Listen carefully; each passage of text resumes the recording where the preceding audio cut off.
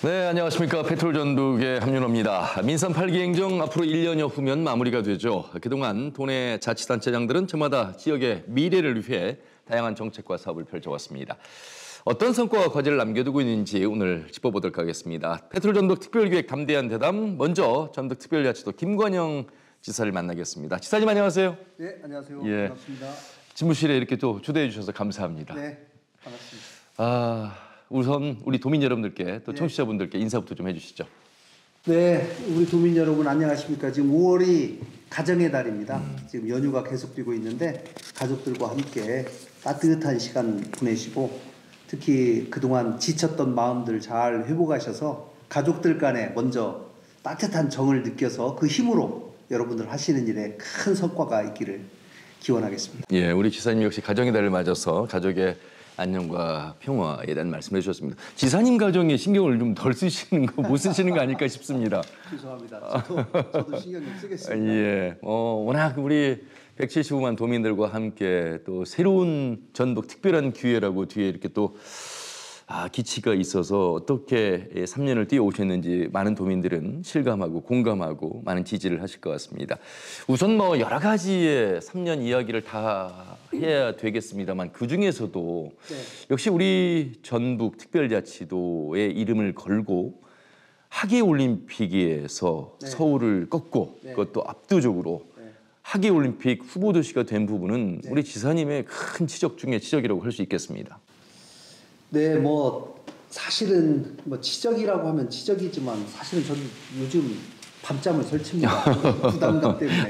또 그러시겠네요. 네, 이제 국가대표가 됐는데 정말 반드시 이 하계 올림픽을 꼭 유치해야 되겠다. 국내 예선은 어렵게 통과를 했지만 이제 세계에 가서 경쟁을 지금 하고 있는 상황인데 어떻게 하면 IOC 위원들 또 IOC 위원장 이분들의 마음을 잘 설득해서 해낼 수 있을까 이런 고민들을 하게 되는데요. 지난번에 제가 2월 28일 날 서울을 이기고 나서 4월 8일에 이제 스위스 로잔에 있는 IOC 본부를 방문해서 그렇죠.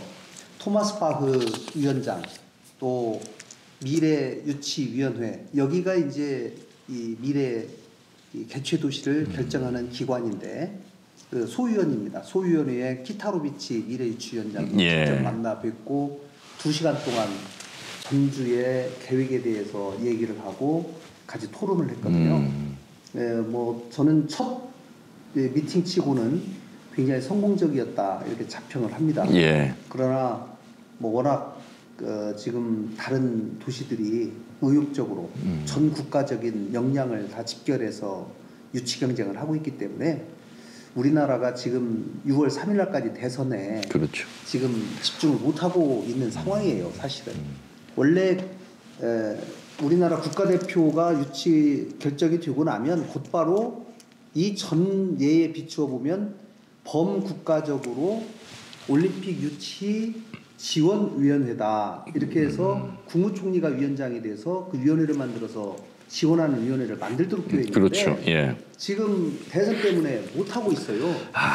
그래서 이것이 지금 무려 한 3달 이상 지금 딜레이가 되고 있는데 이런 것들이 차질이 발생되지 않도록 새 정부 들어서 좀 신속하게 일이 이루어질 수 있도록 하는 작업을 지금 대선 때부터 열심히 해야 될 것 같아요. 예. 부담돼서 밤잠 못 주무신다고 하셨는데요. 네. 민선 8기 김관영 호는 하면 될 것 같다. 하면 된다. 이런 이제 인식을 많이 심어주셨어요. 사실 제가 우리 지사님을 칭찬할 자격도 안 되지만 언론에서 진행되는 도정의 변화를 보면 가까이서 보기 때문에 어떤 변화가 일어나는지 도전만 하는지 이것을 이루어내는지를 보거든요. 그래서 본선 무대가 쉽지는 않겠습니다만 아주 치밀하게 물론 이 정부가 지금의 공백 상태에서 3개월의 더딤이 있습니다만 움츠렸던 시기라고 생각하고 더 빨리 이제 새로운 정부에서 올림픽을 유치를 하기 위해서 할 텐데 그러면 이제 우리가 어느 도시하고 경쟁해서 가능성이 얼마나 있느냐 이 IOC를 얼마나 설득하느냐 만나고도 오셨습니다만 어떤 도시의 선정 기준을 우리 도민들이 이해를 하면 그래? 가능성이 있겠는데? 라는 확신을 또 가질 수 있을 것 같습니다. 이제 경쟁 도시들하고 각 장점과 단점을 철저하게 분석해서 우리의 장점을 가장 잘 극대화시켜서 어필하는 것이 가장 중요하죠. 그렇겠죠. 근데 올림픽 이 IOC가 평가를 할 때 평가 기준이 있지 않겠습니까? 그 평가 기준을 할 때 가장 중요하게 생각하는 세 가지 기준이 있어요. 예. 하나는 얼마나 환경 친화적이냐. 그러니까 이 환경 친화적이냐라고 하는 것은 얼마나 탄소 중립적인 올림픽을 그렇겠네요. 설계하느냐라는 거여서 저희는 올림픽에 사용하는 모든 건축물, 관중석을 증축하는 시설, 또 선수촌을 건설하는 선수촌 이런 것들을 전부 목조주택을 활용하겠다.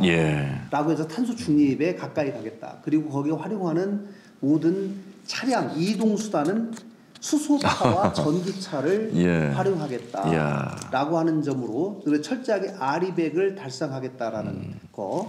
또 하나는 가장 기존에 있는 시설을 최대한 활용함으로써 비용 절감을 어떻게 가지고 올 수 있는가라고 하는 점을 최근에는 굉장히 중요하게 봅니다. 저희가 지난번에 서울을 이긴 가장 큰 요인 중에 하나는 지방 도시 연대 올림픽이거든요. 맞습니다. 그렇다 보니까 기존에 있는 시설들을 최대한 활용하다, 신설은 줄이겠다 이런 방향을 가지고 했는데 그러면서 전북이 경기장을 4개 짓는 것으로 계획을 세워서 서울을 이겼어요. 그런데 IOC에 갈 때는 4개를 다시 또 2개로 또 줄였어요. 그렇습니까? 어떻게 줄였냐? 4개 중에 서울에 있는 경기장이 있어요. 이거 이제 서울에도 주자. 어차피 우리가 서울은 이겼으니까. 우리가 서울에 달라고 해야 되는 것이 아니라 우리가 서울에게. 그거 좋은 전략이시네요. 그러니까 두 종목을 보냈죠. 그러니까 경기장이 2개로 줄어들었죠. 이것을 가지고 IOC가 설명을 했는데 IOC가 뭐라고 하냐면 2개도 많다.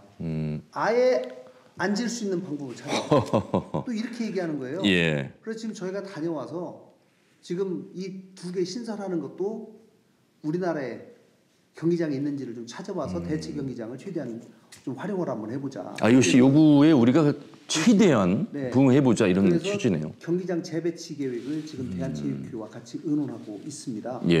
그래서 가장 비용이 적게 드는 올림픽을 추구해라라고 하는 이 2가지고요. 또 하나는 이 올림픽을 통해서 균형 발전과 여러 연대 화합을 얼마나 가져올 수 있는가. 이거를 보기 때문에 우리나라의 가장 심각한 문제인 수도권과 비수도권의 불균형을 지방도시 연대를 통해서 이것을 극복해내고 특히 우리나라의 동서화합을 가져올 수 있는 그런 올림픽을 디자인함으로써 IOC가 지향하고자 하는 통합의 가치를 우리가 실현할 수 있겠다라는 점을 제가 이번에 가서 이제 적극적으로 설명을 했죠. 지사님 양복도 잘 어울리시지만 한복도 잘 어울리시더라고요.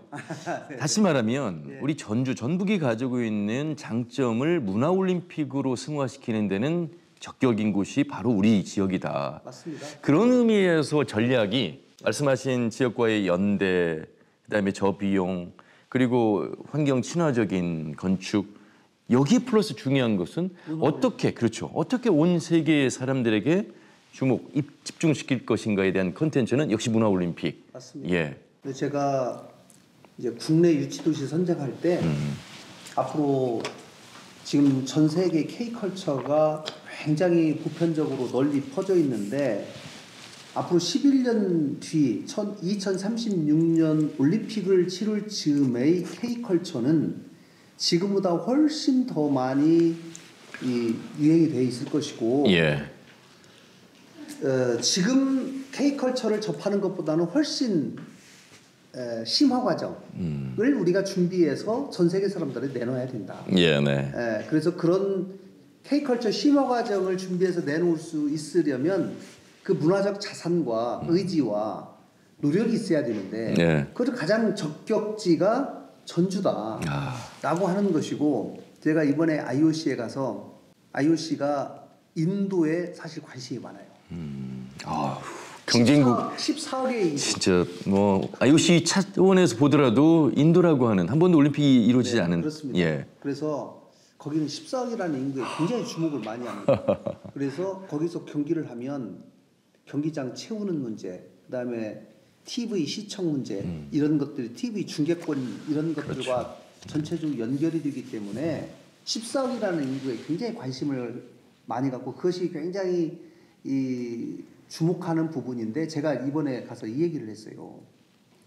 인도가 가지고 있는 14억이라는 인구는 물리적인 숫자다. 그렇죠. 근데 지금은 전 세계가 SNS와 TV와 넷플릭스 등등 많은 매체를 통해서 다 연결되어 있다. 그렇죠. 그런데 지금 K컬처의 소비자가 전 세계적으로 75억 명입니다. 그래서 우리는 75억 명의 플랫폼을 갖고 있다, 대한민국은. 그래서 만약에 여기에 IOC가 우리 플랫폼을 올라탄다면 여러분은 전 세계 75억을 대상으로 IOC의 스피릿을, 정신을 전파할 수 있는 계기가 된다. 라고 얘기를 했어요. 그 얘기를 했더니 굉장히 그 말에 굉장히 주목을 해요. 네. 그 지사님 제가 이제 말을 하는 직업이잖아요. 예. 지사님 뭐 지능 지수가 좋아서 말씀을 잘하시는 것 같지만 실제로 어떻게 이렇게 말씀을 잘하실까? 스피치를 잘할까? 어떻게 이렇게 PT라고 하는 발표를 잘할까? 그리고 지금 말씀하신 14억 인구의 물리적 인구를 이길 수 있는 건 역시 소비자가 SNS를 통해서 온라인을 통해서 보고 있는 75억이라고 하는 설득력은 단순히 머리가 좋아서 말씀하신 게 아니라 애정이 있고 역시 발로 뛰는 힘에서 나온 이 표현이 아닐까 싶어요. 절실함도 있고요. 저희가 이제 그 75억 그 아이디어는 제가 그 IOC에 가기 전에 제가 내부적으로 표현했습니다. 그러니까요. 자, 인도를 누를 수 있는 논리를 개발하자. 예. 어떤 것이 있겠는가라는 점을 가지고 여러 번 우리 직원들과 전문가들과 토론하는 과정에서 이 아이디어가 좋겠다. 그래서 그 얘기를 제가 이제 마지막으로 채택하고 그 얘기를 실제로 가서 IOC에 가서 했더니 그 얘기를 할 때 IOC 위원들이 눈이 다 번쩍번쩍 하더라고요. 인정할 수밖에 없잖아요. 네. 예. 자, 이제 내부적인 준비를 이제 잘하고 있는 모습을 말씀을 들었고요. 그렇다면 이제 하드웨어적인 측면 속에서 이제 교통의 인프라도 중요하고 우리가 하늘길이라고 하는 그런 국제공항 관련해서 이런 부분들이 지역과 지역의 연대, 영호남이 함께하는 문화올림픽 이런 부분들 속에서 시설적인 SOC 분야도 좀 속도를 좀 낼 수 있는 기회가 좀 생겼다 이렇게 봐야 되겠습니다. 맞습니다. 이제 만약에 우리가 최종적으로 유치가 된다면 많은 SOC 시설들이 개선될 수밖에 없다라고 하는 생각이고 저는 이미 현재 계획 예정되어 있는 예를 들면 새만금 공항이라든가 도로라든가 철도라든가 항만이라든가 이런 것들이 1번은 차질 없이 정상적으로 저는 될 가능성이 가장 크다라는 것이고 그다음에 우리가 오랫동안 추진하려다가 BC가 제대로 나오지 않는다. 사업 타당성이 제대로 나오지 않는다 해서 계속 지금 잘 안 되고 있는 대표적인 사업이 새만금 포항간 고속도로 중에 전주부터 대구까지를 연결하는 거예요. 그렇죠. 근데 새만금부터 전주까지는 이미 내년에 이제 완공이 맞습니다. 됩니다. 그리고 대구에서 포항까지 다 완공이 됐어요. 전주에서 대구까지를 가야 되는데 거기를 크게 세 구간이 있거든요. 전주에서 무주, 무주에서 상주, 상주에서 대구인데 상주에서 대구는 또 지금 하고 있어요. 참. 그러면 전주에서 무주, 무주에서 상주 여기만 연결하면 전체가 연결되면서 동서횡단도로가 생기는데 저는 올림픽이 이것을 사업의 타당성을 가져올 수 있는 굉장히 중요한 무기다라고 생각하고 그게 생긴다고 하면 새만금과 포항을 연결하는 굉장히 중요한 우리나라의 산업의 새로운 또 획을 긋는 그런 역사가 시작될 수 있다. 저는 이렇게 생각합니다. 어떤 뭐 우리 전북을 위한 고속도로가 아닙니다. 이것은 국가적으로 영호남의 어떤 발전을 도모하기 위해서도 꼭 필요한 동서도로이고 그래서 이제 하늘길 이제 국제공항 우리 도민들의 영원 속에서 조금 지지부진함도 있습니다만 규모의 아쉬움도 있습니다만 그래도 이제 많은 노력들을 하고 있는데 물론 이제 반대의 목소리도 만만치는 않습니다. 그럼에도 불구하고 우리 도가 체계적으로 준비하고 있는 그런 목소리도 좀 들어봐야 될 것 같습니다. 국제공항이 지금까지 오는데 얼마나 많이 터득거렸습니까? 솔직히 그건 사실인데 이제 드디어 올해 10월에 10월 착공을 목표로 지금 현재 설계가 진행 중입니다. 그래서 착공하고 2029년에 개항하는 것을 목표로 이제 공사가 진행 중인데 예. 이번에 무안공항의 이 참사로 인해서 우리 새만금공항이 2,500m 활주로 길이를 예상을 하고 있었는데 예. 이 부분을 좀 더 늘려야 되지 않냐라고 그렇죠. 하는 얘기가 굉장히 이제 공론화가 많이 됐어요. 그래서 특히 그 논리를 한편으로 있지만 야 근데 사업성이 바로 안 나오니까 처음에는 2,500m로 하고 그렇겠죠. 나중에 공항이 활성화되면 3,200m로 늘립시다. 지금 공간은 확보는 해놨어요. 공간은 이미 있습니다. 예. 그런데 그럼 아예 처음부터 3,200m로 하자. 이제 이런 얘기들이 굉장히 많이 나오는데 그거를 충족시킬 수 있는 중요한 요인이 올림픽이죠. 올림픽을 하게 되면 굉장히 큰 비행기들이 뜨고 내려야 되니까 어차피 할 건 2,500에서 3,200m로 좀 늘립시다. 예, 네. 이 얘기가 상당히 설득력 있게 될 수가 있는 거거든요. 그래서 올해는 꼭 정상적으로 좀 착공이 돼서 예. 속도감 있게 이 일이 이루어지면 좋겠다는 것이고 그 활주로 확장 문제는 가장 빠른 시간 내에 좀 반영될 수 있도록 그 작업도 같이 병행해서 하려고 생각합니다. 예. 아무래도 이제 올림픽 유치가 화두다 보니까 관련된 말씀을 많이 듣게 되는데 일단 우리 도민들은 유치도 환영하고 축하를 하고 있습니다만 각종 경제 효과에 대한 기대치도 궁금해하고 계시거든요. 전북연구원에서 내놓은 자료가 있어서요. 말씀 좀 듣겠습니다. 전북연구원에서 여러 가지 조사를 했는데 이제 이 경제 유발 효과가 어떻게 계산이 되냐 좀 궁금해하실 것 같아요. 그렇죠. 그러니까 많은 경기장 시설이라든가 증축한다든가 이런 문제에서 나오는 경제적 효과가 있고요. 예. 통상 올림픽이 열리면 약 1,500만 명의 관광객이 통상 평균으로 보면 4박 5일 정도를 머무르면서 여기서 쓰고 가는 돈이 있어요. 예. 그런 것들이 과거에 통계가 있기 때문에 그런 점들을 같이 종합해서 하는 거죠. 그리고 대회를 실제로 개최하는 과정에서 선수단과 기자들 합쳐서 약 5만 명 정도가 그분들은 평균 열흘에서 한 15일 정도를 머무르게 되는 거거든요. 예. 그래서 그런 것들을 이제 종합적으로 고려해서 경제적 효과를 생산을 하는데 우리나라 전체적으로 보면 약 40조 정도의 생산 유발 효과가 있을 것이다. 이제 여기에는 SOC를 개선하는 것까지 다 포함되어 있습니다. 그 중에서 전북은 약 28조 원 정도의 수혜가 있을 것이다 라는 생각이고 그 여러 가지 경기장을 건설한다든가 많은 사람들이 거기에 가서 일을 할 때 약 10년 정도를 준비해야 되기 때문에 10년에 걸쳐서 약 45만 명 정도가 고용 유발 효과가 있을 것이다. 이제 이렇게 예상을 하고 있습니다. 그러나 이제 이거는 실제로 이제 올림픽이 최종 유치가 돼서 최종 대회를 치르고 날 때까지의 전체적인 경제적 효과이기 때문에 그렇죠. 이제 이것을 바탕으로 해서 저희가 반드시 꼭 유치를 해야죠. 예. 네.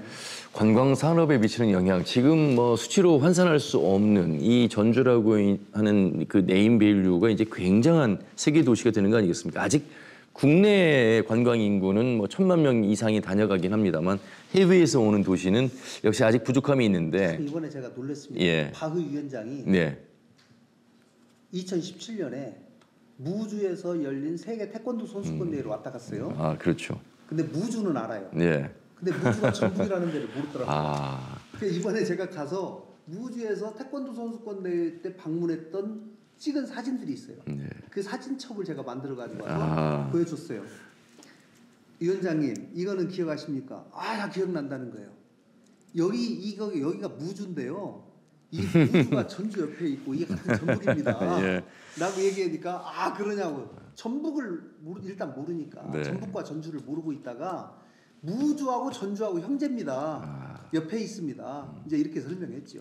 그만큼 이 세계 선수권 대회나 빅 스포츠 이벤트가 그 도시를 알리는 데는 굉장히 큰 효과가 있는 것 같습니다. 그 행사 사회자가 저였습니다. 그렇습니까? 예. 아이고, 대단하다. 그래서 저도 기억하고 있고 이 태권도의 성지가 있는 이 부주가 작은 시골 지역에 있는 것 같으나 이 가치가 어마어마하구나. 앞으로 올림픽과 연계해서는 이제 무주, 반딧불의 무주에서 이제 전 세계인의 무주가 될 수 있는, 전북이 될 수 있는 그런 가능성이 이제 태권도원이고 그런 세계 선수권 대회를 통해서 급부상하고 있고 바흐 올림픽 위원장 기억할 정도의 무주가 됐습니다.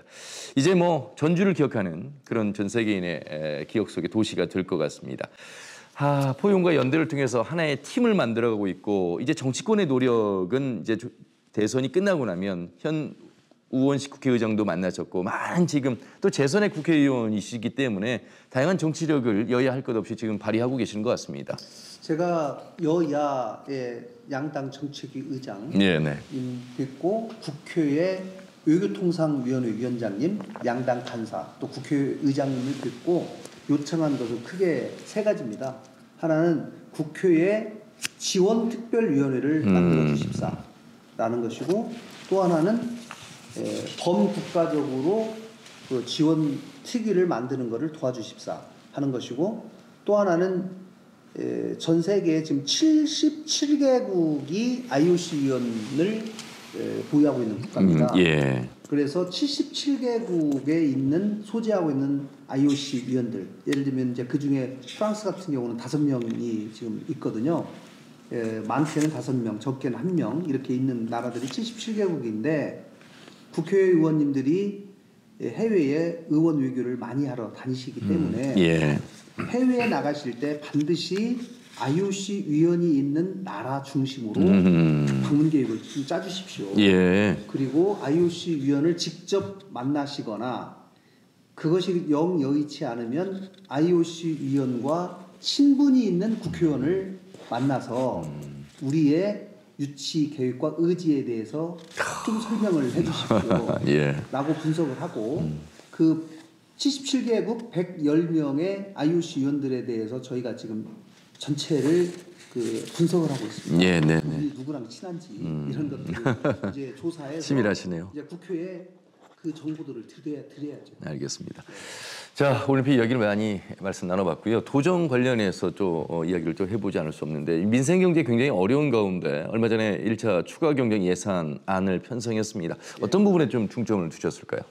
네, 이번 추경에 가장 중요한 것은 지금 작년에 계엄 사태 이후에 경제가 지금 많이 침체되어 있는 것이 사실입니다. 특히 소상공인 자영업자들이 많이 어렵기 때문에 이분들이 좀 더 좀 그분들에 대한 지원을 강화하는 부분에 이 예산들을 가장 우선적으로 저희가 배당을 했고 예를 들면 지역사랑 상품권 저희가 연초에 약 1조 3천억 원을 총액을 발행하기로 예정되어 있었는데 그런 부분도 더 늘어날 수 있고 1조 5천억 원 정도로 늘어날 수 있도록 저희가 하면 이제 저희가 할인율이 있기 때문에 할인율에 해당되는 것을 우리 도에서 예산으로 지원을 해야 되는 문제가 있고요. 창업 지원 청년 일자리 창출에 여러 스타트업 펀드도 늘리고 또 투자 보조금 예산도 늘리고 지역 경제 특히 이 건설 경기 이 조그마한 건설 공사들은 이제 우리 지역에 있는 건설업 업체들이 주로 가서 일을 하기 때문에 이 지방도 확포장이라든가 또 하천 정비라든가 이런 간단한 일들을 좀 예산을 이번에 약 200억 원 가까이를 늘려가지고 그런 거에 관한 그 수주가 좀 더 늘어날 수 있도록 좀 이번에 배려를 했습니다. 그리고 올림픽과 관련한 일부 예산들도 이제 새롭게 수요가 생겼기 때문에 이번 예산에 편성하게 되었습니다. 내수 진작이 굉장히 중요하다는 말씀을 해주신 것 같습니다. 그동안에 이 대광법이라고 하는 대도시권 광역교통관리에 관한 특별법 우리가 한 푼도 못 받았거든요. 이 서름 속에 살았는데 우리 지사님과 또 10명의 국회의원들 목소리를 내서 통과시켰습니다. 사실은 통과가 28년 만에 우리 국민들의 수건이 이루어진 것이에요. 제가 도지사 되고 나서 결정적으로 몇 번의 찬스가 있었는데 번번이 막혀가지고 못하다가 이번에 이제 정말 우리 국회의원님들께서 애를 많이 써주셨습니다. 특히 우리 국토위에 일하고 계신 이춘석 의원님과 목소리 세게 내시더군요.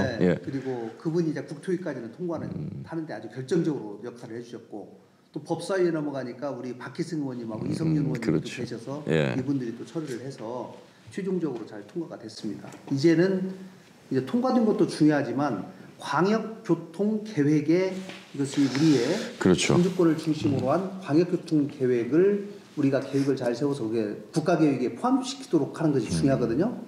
그러면 거기에 소요되는 여러 예산의 약 70%를 국비로 지원받을 수 있기 때문에 저희가 지금 도 자체적으로 어떤 프로젝트들을 기획할 것인가 이거를 지금 용역을 바로 지금 들어가게 됐습니다. 예. 그리고 올 연말까지 국토부가 최종적으로 그 계획을 결정하는데도 꼭 반드시 반영될 수 있도록 지금 노력을 하고 있습니다. 예, 28년 걸렸습니다. 치밀하게 전략 세우셔서 진행을 하시길 바라겠고요.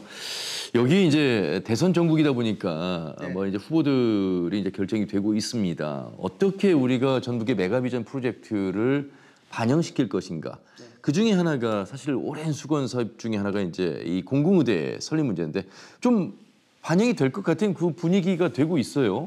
민주당에서는 공공의대에 관해서 이재명 후보가 대선 공약으로 하겠다라고 네네. 말씀하셨고요. 이제 국회의 다수당이 앞으로 3년 동안 민주당이기 때문에 그렇죠. 이 민주당에서 대선 공약을 하는 것이 대단히 중요합니다. 그리고 이제 이것이 의대 정원이 지난번에 배로 늘리면서 물 건너가는 것 아니냐 그렇죠. 했었는데 다시 원상복귀가 됐어요. 그렇기 때문에 서남대 의대가 가지고 있었던 49명의 정원을 다시 되살리면서 공공의대를 만들 수 있는 맞습니다. 명분이 저는 다시 살아났다고 보고 이미 2018년도에 정부가 이것을 추진하기로 결정을 다 했었어요. 예. 그러나 의대 정원 문제하고 맞물리면서 이게 잠시 보류됐었는데 다시 원점으로 돌아가서 저는 이 부분이 올해 안에 대선 이후에 가장 최우선적으로 좀 해결했으면 하는 그런 바람을 가지고 있고 예. 이를 위해서 정치권과 긴밀하게 논의하도록 하겠습니다. 예. 자, 뭐 전북의 메가비전 프로젝트 여러 뭐 공약사항들이 있는데 이 시간에 다 말씀드릴 수는 없고요. 민선 8기 3년을 평가하는 페트롤 전북 담대한 대담에서 김건영 지사와 말씀 나누고 있습니다. 아유, 1년이 하루 같다는 말도 있는데 3년 어떻게 보내셨어요? 앞으로 또 1년 또 남으셨습니다만. 그러니까 저도 3년이 어떻게 휙 지나갔습니다. 하루하루를 살다 보니까 뭐 그날 열심히 최선을 다해야 되겠다 이런 생각 가지고 하다 보니까 벌써 3년이 네네. 훌쩍 지나갔습니다. 그러나 이제 제가 3년 동안 마음속에 두었던 제 1번의 정신은 도전하자라는 것입니다. 그리고 제가 취임사에서 얘기했던 도민들께는 성과를 내는 유능한 도지사가 되겠습니다. 예. 또 겸손한 도지사가 되겠습니다. 이런 말씀을 드리고 그 마음 변치 않고 올해도 끊임없이 추진하겠다 해서 올해 도전 목표는 초지일관으로 정했거든요. 예. 그래서 이제 저희가 결국은 우리 도민들의 먹고 사는 문제를 어떻게 향상시킬 수 있도록 도정이 도움을 줄 수 있겠는가. 예. 이 부분이 저는 가장 중요하다고 생각하기 때문에 올림픽도 그것의 일환입니다. 우리 도를 어떻게 발전시키고 어떻게 더 향상을 시킬 것인가 하는 예. 그런 차원에서 이루어지는 것이다라는 말씀을 드리고 우리 도민들께서 그동안 올림픽 국내 후보 유치 과정에서 힘을 모아주셔서 정말 감사드리고 예. 앞으로도 많은 성원을 보내주시길 부탁드리겠습니다. 예. 지사님 집무실 앞에 회의실에서 말씀을 나눠봤는데 관사를 한옥마을에 있는 관사를 우리 도민의 품으로 돌려주셨고 네. 예, 사택에 사시면서 초지일관 하시려면 체력 관리도 잘 하셔야 될 텐데 네. 제가 잠깐 비서진에 물어보니까 계단을 아침마다 이렇게 40층 높이에 사시는데 야, 체력 관리도 이게 중요하잖아요. 이게 도정의 책임자로서. 내일 아침에 제가 6시 일어나서 전주천을 아. 40분 예. 그리고 이제 1층부터 42층까지 올라가요. 예. 그리고 이곳에서 우리 실국장들과 또 매일같이 회의하시고 네. 이 항상성이라고 하는 루틴을 꾸준히 유지하시는 게 쉽지 않으신데 3년도 그렇게 해오셨기 때문에 남은 1년도 잘 하실 거라 믿습니다. 우리 도민들에게 1년 각오 끝으로 정말 말씀 들어보도록 하겠습니다. 네, 나머지 1년, 3년 동안 해왔던 것 그 이상으로 마무리를 잘하고 계획해왔던 것들이 성과날 수 있도록 해야 되겠다. 특히 제가 최근에 강조하고 있는 것은 도민들께 첫 해 1년과 2년차 때 약속했던 것들이 정상적으로 진행되고 있는지를 이번 대선 기간 동안에 집중적으로 점검을 하겠다. 그리고 대선이 끝난 다음에 다시 한번 점검을 해서 도민들께 앞으로의 계획을 말씀드리겠다는 것이고요. 최선을 다해서 우리 도민들의 삶이 조금이라도 더 나아지는 데 기여할 수 있도록 도가 여러분들의 든든한 동반자가 되었으면 좋겠습니다. 예. 녹음 시점에서 보면 내일 모레가 어린이날인데 오늘 저하고 인터뷰 끝나면 어린이들 오늘 도청에 초대해서 함께한다고 들었습니다. 우리 정말 어린이들하고도 좀 이렇게 가까이 하시면서 이 도청 견학도 또 지사님을 한번 뵌다는 게 꿈을 또 키워줄 수 있는 좋은 기회가 될 것 같아요. 어린이들하고 이렇게 어울릴 수 있는 기회가 좀 많았으면 좋겠습니다. 그렇죠. 예. 네, 저도 참 어린이들을 좋아하는데 네네. 네, 우리 도에 어린이들의 울음소리가 그렇죠. 좀 더 많이 나타날 수 있도록 네. 저도 최선을 다하도록 하겠습니다. 제 출생 속에서 그 말씀은 어떤 말씀인지 저희가 10분 이해할 것 같습니다. 지사님 오늘 소중한 말씀 잘 들었습니다. 고맙습니다. 네, 감사합니다. 네, 해톨전북 특별기획 담대한 대담 그 첫 번째 순서 전북특별자치도 김건영 지사와 함께했습니다. 도전하면 이룰 수 있다는 희망의 전북 앞으로 기대가 되죠. 여러분들도 많은 응원과 격려해 주시길 바라겠습니다. 오늘 준비한 소식 여기까지고요. 다음 시간에 인사드리겠습니다. 함윤혜였습니다. 고맙습니다.